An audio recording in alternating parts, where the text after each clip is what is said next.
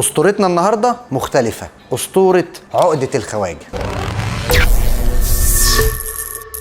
احنا كعرب دايما عندنا احساس ان الغرب اشطر مننا وافضل، وللاسف ده فعلا موجود عندنا في زراعه الشعر. بيجي لنا سؤال متكرر: ليه نتائج الزراعه بره مصر احسن من النتائج جوه مصر؟ بس تعالوا نسال نفسنا السؤال، هل ده فعلا حقيقي؟ زي ما وضحنا في اسطوره كثافه الشعر ان العمليه ليها راس مال محدود. فلو خدنا القاعده دي وطبقناها مثلا على راجل هندي عنده شعر قوي جدا وناعم جدا، واحيانا لما بيطوله بيوصل انه يكون ضفيره، اكيد علشان عنده راس مال قوي جدا هنلاقي نتيجه قويه ومبهره.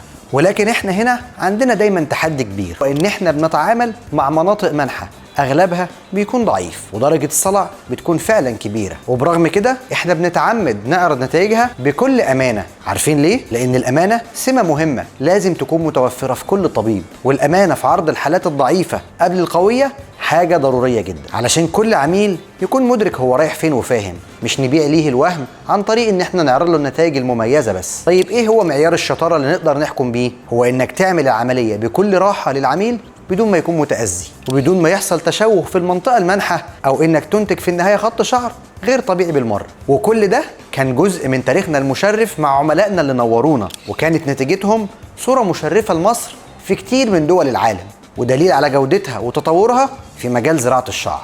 إلا إننا قدرنا نطلع نتائج ننافس بيها المراكز العالمية، وكنا دايما قد ثقة كل واحد قرر إن DHC تكون وجهته. في النهاية DHC Hair Experts مكانك الأول لزراعة الشعر في مصر، مركز عالمي بأيادي مصرية على أرض مصرية.